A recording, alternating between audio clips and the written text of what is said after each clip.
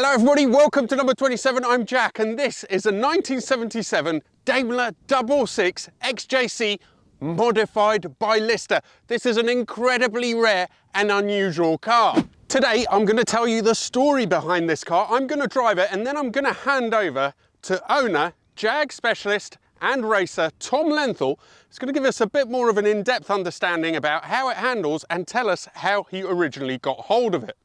Lister was founded in 1954 and it was mainly known for its motorsports efforts until the mid-80s, when Lawrence Pierce started to produce high-power versions of the Jaguar XJS. That car was known as the Lister Le Mans. It had ridiculously wide wheels, a body kit, and a twin supercharged engine bored out to 7 litres with 600 horsepower.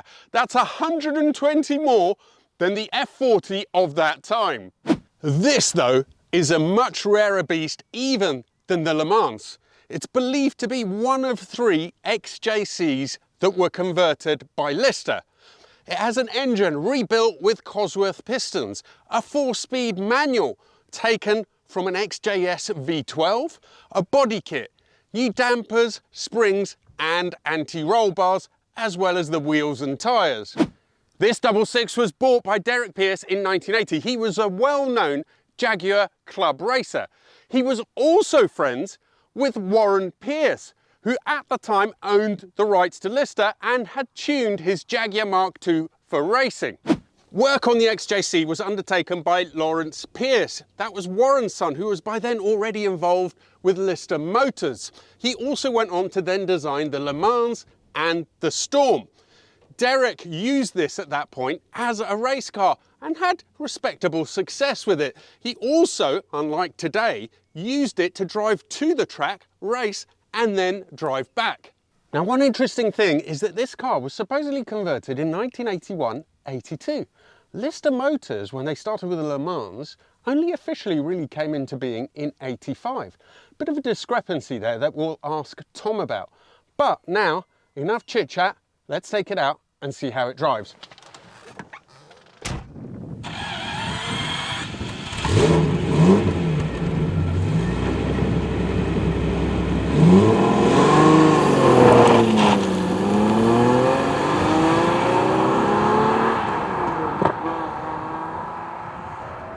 Now, one of the interesting things about this car is that not only is it incredibly rare and special because it's a Lister, but as a Daimler 66 XJC, the coupe itself, it is very unusual and it is odd that Jaguar made it in the first place. Now, Daimler was the upper crust level mark that Jaguar ran alongside. So as standard, these would have come with different wood trims, with plusher carpets, and generally speaking, the Daimlers would have been used by people who had chauffeurs. So why then did they come up with the coupe version? You can see the effect it had on sales because only 400 were built. Even more interesting then, that this one was actually raced, but we'll talk about that a little bit more later when Tom has his go on it. Now, when you're inside it, it's pretty much standard Daimler 66. As I said, the walnut veneers are even more special than the standard cars. This has a different steering wheel, I think, Tom? That's definitely not Jaguar, is it? No, that's a Motorliter steering wheel, which the previous owner, Kevin, put on it.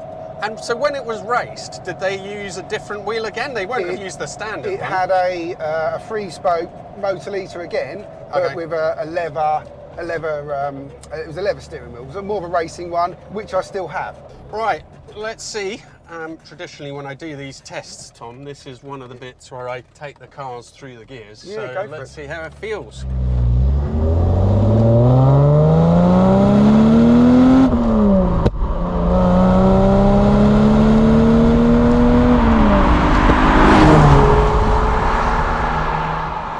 First thoughts. It's got a bit of go in it, and I think that the gearbox makes a massive difference from a standard car. It feels much more sprightly just in that way, but also the steering is quite positive. I wasn't expecting that. Is that all down to the smaller wheel, or The suspension changes, geometry? It's the handling kit, so it's springs, dampers, anti-roll bars. Okay. So traditionally these roll massively, but this is much more positive and flatter turning. So, which obviously for me is the appeal of the car, that and the manual gearbox. I'm actually quite surprised, but I have to say, even as a driver's car, this feels like it might be a bit of fun. You get a little bit of steering feel. The steering is positive, as I mentioned, but it doesn't fall on its ear as you would expect from one of these cars. You don't even have to be too smooth with it. It just follows the line really, really well. And it's quite strange seeing that Jaguar bonnet with the curves on it and everything else, and then the car reacting in that way. It's also much more prompt with the throttle. Now, we were talking earlier, and I think it's been rebuilt, but this hasn't been bored out to 6 or 7 litres. It's still a 5.3, but it has Cosworth pistons and a few other bits, right? Yeah, so it's basically an enhanced 5.3. You know, so you've got to remember when this was done back in early 80s, but you know, the 6 litre hadn't even been produced as a production engine. So to big bore V12 engine back in those days was massively expensive, hugely expensive. So to enhance the original 5.3 was, you know, the most economical way of doing it. So at the time, when it had been rebuilt, before it was raced and so on, Yeah. what do you estimate it would have been putting out with the changes they made to it? So standard cars was acclaimed 270, 300 pounds-feet of torque from memory. So I'm going to guess this would have been hitting around about 300, 320, and you know, and probably about another 50 pounds-feet of torque, something like that. I mean, it was raced quite successfully. Derek, as you said, drove it to the club circuits, done the race, and drove it home, and you know, and he got some results. It certainly feels like a completely different car to drive. It really does, mate, actually. Honestly, it's actually quite, it's nice. So you've driven a V12 XJ Yeah, I before, have, yeah, and it's a brilliant car. Yeah. But I think this, I mean, there's 2 things that punch you in the face. The gearbox and the steering. Now, the gearbox also makes the engine just feel much more responsive. It's not a huge amount more power, right? The original Borg Warner gearbox would soak up so much power from the engine, and it was just a slug to get it through it. With the torque converter, and the steering is it's really nice and lively. I'm a little bit taken aback. So I was going to hand over to you after this bit, but we've got like a van there, and I want to do this with a little bit more verve on the way back, so we'll hand over a little bit further down, because I am actually really quite liking it. Yeah, you can hear the odd little creak from the dash and everything, but actually the doors on this feel pretty solid, and I believe that they are an amalgamation of 2 doors from the saloon, right? To make them, because they're so much longer. Yeah, it's the same with the rear wings as well. If we can't get coupe rear wings anymore, so we use a saloon rear wing, and then buy a rear door panel for a 4-door and weld it together to make a coupe wing. Like you cannot get the doors, you just can't get the bits for them. Okay, so we will... Can I rev it to 6.5? I think I only went to 5.5 before. Actually, that felt like... Just nail it. Okay.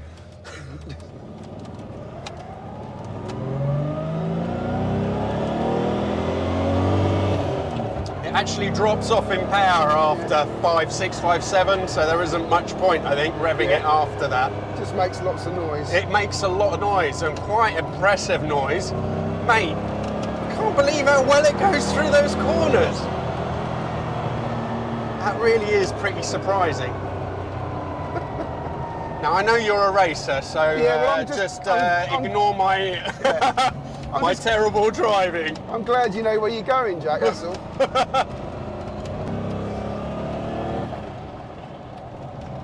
Feels like it's fairly well balanced. So through there, that left-hander that we just did is famous for getting the back end out, because you're going upwards off camber, and it just felt nice. It was actually telling me what was going on.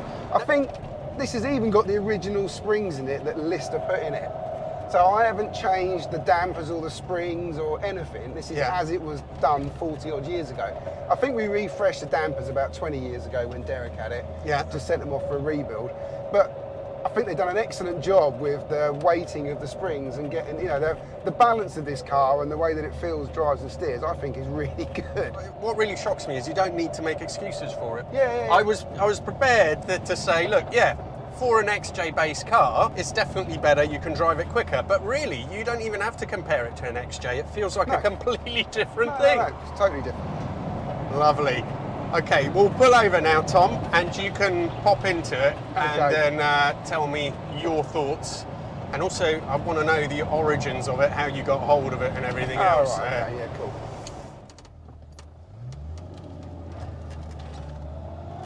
So, mate, I've given a brief description of how it feels to me. Yeah. You're a bit handier as a driver and so on. You're racing quite a few weekends, aren't you, on the with the XJS? Yeah, XJS we're racing at the moment, and we've got a Mark 1 which is nearly finished, and a pre-63 E-Type which we're supposed to be racing a little bit later on this year as well. So yeah, there's a few nice cars we're racing. So how do you feel about this? And so was it actually raced in this trim? You were saying the springs are the same, so it was raced like this? So yeah, it was literally, in fact when he first raced it, they hadn't done the manual gearbox change, so it had an auto box. So the first couple of races, and I'll send you the picture. I got a picture of this car racing with Warren Pierce in a car behind chasing Derek down, which I thought was quite a cool picture, obviously because of the history of the car. But yeah, I just think from a road car point of view, it's just so drivable. You don't expect an XJ, which is supposed to be, waft down the road, all the rest of it, to be as positive steering and as well handling as this. Most people expect it to just be a wallowy old thing that when you go around the corner tilts over and all that sort of stuff, and this just simply isn't. It's flat. It has got a little bit of roll in it, but hardly anything compared to no, it's nothing. And it's like you say, it's positive steering. The smaller steering wheel accentuates that. It's just a nice driving experience, and you wouldn't put this as what I'd call like a B-road bomber, but it is. Yeah, it is, and also I think a lot more grip as well than you'd think. There are 235 tyres on it. Right. So whereas a standard car would have 205s, and it's got the bigger wheels on it. So yeah, it shouldn't be able to do this. No, you're right. It shouldn't, but it can, and it does, and it's just a nice driving experience. It's such a shame that only 3 of them were made. The engine pulls pretty well as well. I think you were saying you reckon about 300 feels about right, I think. Yeah, it's around about that. It's with the V12, it's more about the torque. You've got to accept that this engine's also a bit tired now. This is where we turn around, as I did before, Yeah, the engine's a bit tired now. It's seen a lot of action. Yeah. And at some point, when I get time, I'll give it a refresh. But you did something with the original injection system, didn't you? It's got electronic injection, but you've replaced it. Yeah. So the standard fuel injection was notoriously unreliable, and I used to fix them quite a lot. Then what really happened was sorry, it's a car coming. We started running out of bits. No one was manufacturing new parts, or you could get injectors and stuff, but not. Anyway, we couldn't reliably fix them. So the upshot was we took the original manifold off, put on a 6 litre and a Emerald standalone engine management system. It just solves all the problems. And we've done loads of those fuel injection conversions, but this was the first car that we ever done. So this is car number 1. Hence why when you look under the bonnet, it was literally, I haven't detailed under the bonnet, we just left it as it is, basically. Yeah, no, of course. And I think, did you do the conversion on Harry's car as well? Correct, yeah. Harry, at the time, really, really wanted to keep his original injection system because it was upgraded by AJ6 Engineering, Roger Bywater. And I did tell him that we could hit problems, and we did. So anyway, Harry has now got the same fuel injection system as what I developed on this car, 12 years ago, whenever it was, 12, 13 years ago. So yeah, but it just works.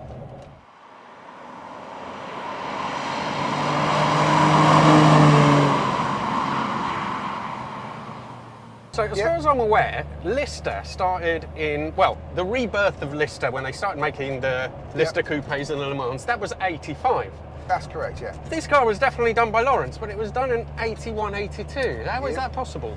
So the name Lister was bought by Warren Pierce, who was Lawrence's dad. And he ran a company called WP Automotive. I don't know why he bought the Lister name. He's obviously, maybe it came his way, I've got no idea. So the Lister, they started using the Lister name, and when this car was built and modified, they put the Lister badge on it because it was a Lister modification. But the differences between pre-85 cars is that the badges on them say WP Automotive Lister, which is what this is badged as. Yeah. And then in 85 they changed it to just Lister, but that was when Warren's son was doing it, and then he started modifying XJS's, Gotcha. XJ40s and things like that, and that's where the Lister Mark 1, Mark 2 and Mark 3 coupes came, which then became the Lister Le Mans, which was the final one of the XJS's, and then onto the Lister Storms and all that sort of stuff. Okay, man, that's it was absolutely fascinating. Yeah. So this was really the very start of the second generation Lister correct. stuff then? Yeah, very, very early. Yeah, without a doubt, yeah. It was still run out of WP Automotives at the time. So Tom, these cars are so rare. Yes, How did you actually get hold of it? Okay, so this car was outside the workshop when I was 16 years old, turning up for my apprenticeship, which I did in classic restoration at the time. Derek was a customer of the firm. So yeah, I met Derek and got introduced to this car back in 1989. And then eventually decided to sell it in around 2012, I think. And it went to a guy called Kevin Bell. He was a really nice chap. He was the one that got me to do the fuel injection conversion because he had enough of the unreliability. And why didn't you buy it then? I couldn't afford it. Oh, you couldn't afford it? Yeah, he sold it for 15 grand at the time. Yeah. But I just didn't have the funds. You know, I just wasn't in a position to buy it. And then Kevin was living in France, and then with Brexit, there was all sorts of complications with having English registered cars in France, and it was going to cost a lot of money in tax and stuff to make it eligible for him to have it. So he then turned around to me and said, right, do you want to buy it? He said, I always said I'll give you first refusal. So I bought it. So it's a car you've really known almost from the beginning. I've known it all of my working life. And you couldn't afford it for a while, and eventually you managed to get hold of it. That's a brilliant story. Exactly, and you know Derek quite well as well still, right? Oh God, yeah, I know Derek really well, yeah. So me and Derek have raced cars together for the last, I think it was 2009 I started racing. We started a racing partnership, like sharing his race car. Yeah. You know, but he still loves his car. He's still got the Mark II race car, and he's got a Palmer car, and he's got, you know, so he does the occasional track day now. So, but yeah, no more racing. Listen, there's something else I wanted to ask you. Now, in the same way that it's weird in the first place that that Jaguar made a Daimler version of this, being pillarless and everything else, only 2 doors, it's a really strange car for me to be using as a race car. Because it's pillarless, it's going to be quite wobbly. Now, why on earth did he pick this as a race car against, for example, a saloon, which surely would have been stiffer? I think the honest answer is it's what he had. You know, even the Mark II race car, that was his road car for many years. He brought his children from the hospital back home when they were born in the Mark II, which he still owns, and we've raced extensively over the years. And I think it was the same with this. You know, literally, he bought it because he wanted it, and then he thought, well, why not race it? Next left. You know, it was as simple as that. You know, Okay. it was what was in. But yeah, there's But always. he managed to be quite successful, so I guess you can tune the suspension to be able to deal with the flex, right? Yeah, that's it. I mean, the thing is with the coupe is, you know, there is a lot said about the fact that it's, you know, obviously because they took the B post out and all the rest of it, then it's flex. It's not the strongest chassis and all the rest of it. But I can assure you, I've raced against quite a few coupes in my time. These are not problems that can't be, you know, got around from a race car point of view. There's, you know, I've had some good battles against coupes over the years. Speaking of projects, I think we wanted to have a quick chat about Emma as well, because that's another coupe that you have. Yeah, so we've got Emma, the red coupe. So that was a 4.2 77 again XJ that I bought, and I wanted to put a supercharged engine in just as a technical exercise. We've done it for a customer once, and there was a few things I wanted to change, so I thought I'm going to do it myself. Yeah. So bought the car, put the supercharged engine in, got it all sorted, got it all up and running, and then unfortunately a dear friend of mine passed away very rapidly at the age of 52 from an aggressive form of cancer. It was 36 days from diagnosis to her passing, which was bloody awful. Left. Anyway, so I wanted to do something for the family and give us something else to do. So I decided that we were going to sell this car for charity. So all the profits from the car, so i.e. what the car makes over and above what I spent, goes into the pot for the R&LI. And the reason we did R&LI was because my friend Emma was a diver and spent a lot of time at sea. So, and what we've done is we've organised with the R&LI to buy a jet ski, which is going to go on a beach in Cornwall or Devon, and it's going to be used for, you know, going out and rescuing people in trouble at sea. That's fantastic. So, can people still contribute to that? Or? Yeah, we've got a Just Giving page, which we've got an Instagram page, which is Emma's Adventures 71. And in the bio there is a link to the Just Giving page. I'll put a link in this video description, and I'll also put a link to your channel, because Tom has his own YouTube channel, which actually has more information on that car. I think there's a couple of videos on that, as well as other bits and bobs, and your racing as well, I think. Yeah, so, but yeah, the Just Giving page is, our target is 25 grand, and we're up to 20k already. That's amazing. And we haven't sold the car yet. That is brilliant.